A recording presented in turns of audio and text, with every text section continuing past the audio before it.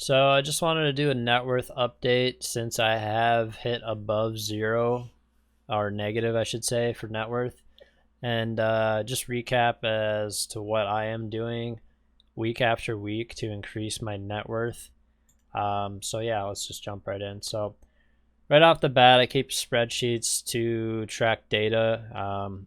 I'm not that smart. I'm not a huge math guy. I usually have to look up how to do the calculations, but I do really like numbers and seeing progress, especially using graphs to keep me interested and to see results over time. I'm kind of a visual guy. So, right off the bat, this is the total page. So, as you can see, week after week, I mean, there's a couple weeks that it didn't go in the right direction, but over time, the amount has just been chipping away towards zero, and then we finally hit zero 2 weeks ago, and now this should continue to grow. So here's a graph kind of illustrating that happening over time, and now we're going to talk about what I am doing to do that. So these are all my accounts. You guys love the transparency. Here it is. This is the money that I have in my accounts.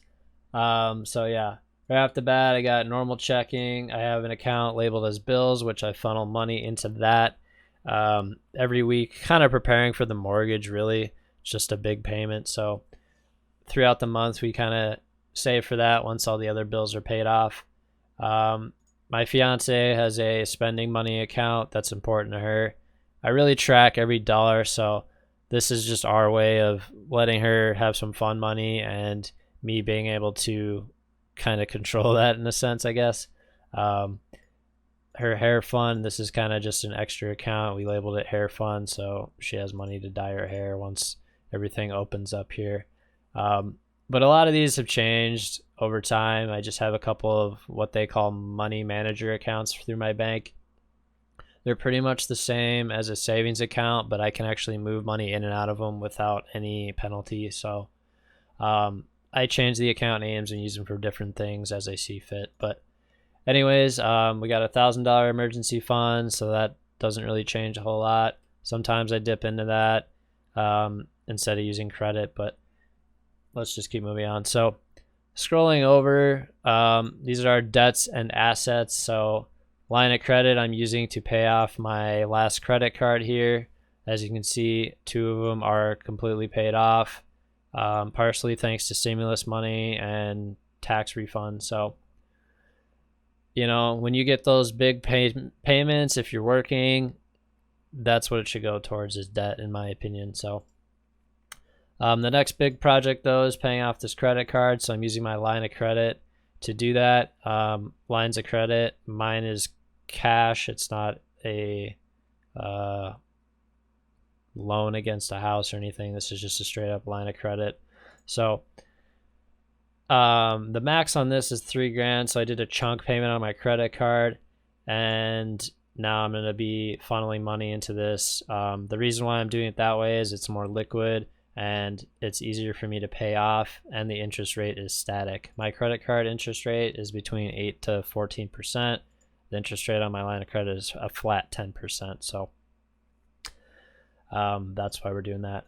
And then obviously I've got my Tahoe car. Once my credit card's paid off, I might start dumping money onto this. I really want a paid off car just to be able to drive something that you completely own. I haven't really had that experience. So on top of that, my payment for this is like $500 a month. If I got rid of that, I would have so much extra money every month. But yeah, so pretty much those 2 credit cards are paid off. Our house is also appreciated in value. I don't check this all the time, but when I do check in, it's pretty much been going up in value.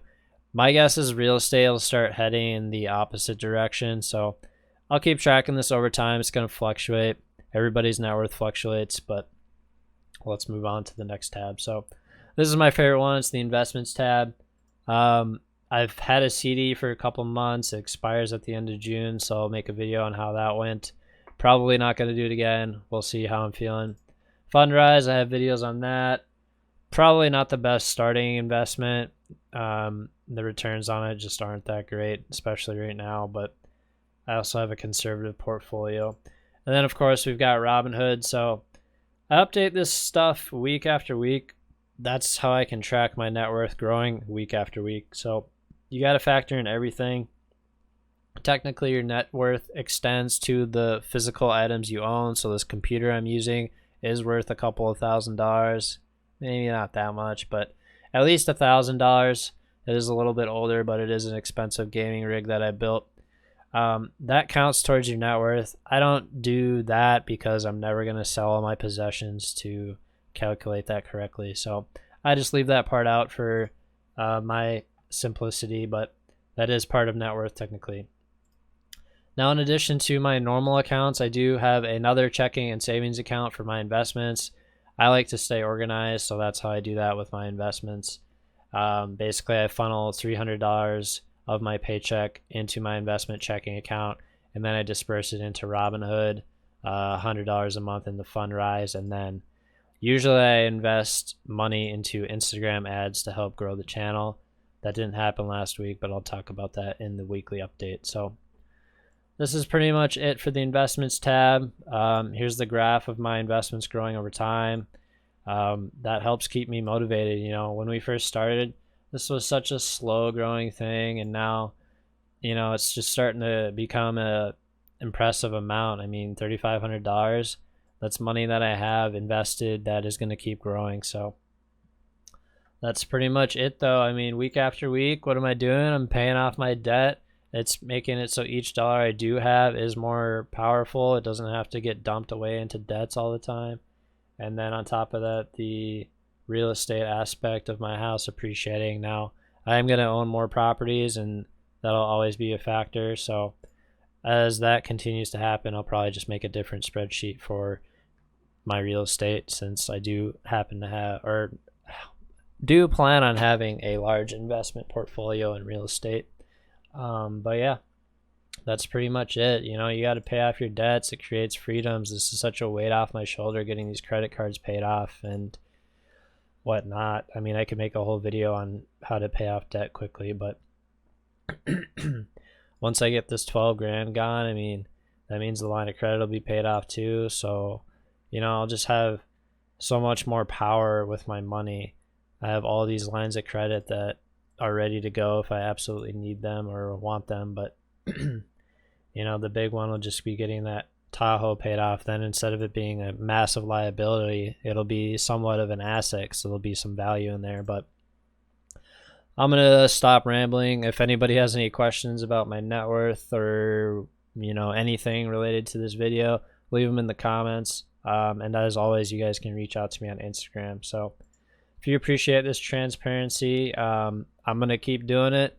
But just drop a like on the video. That lets me know that people are still interested in this.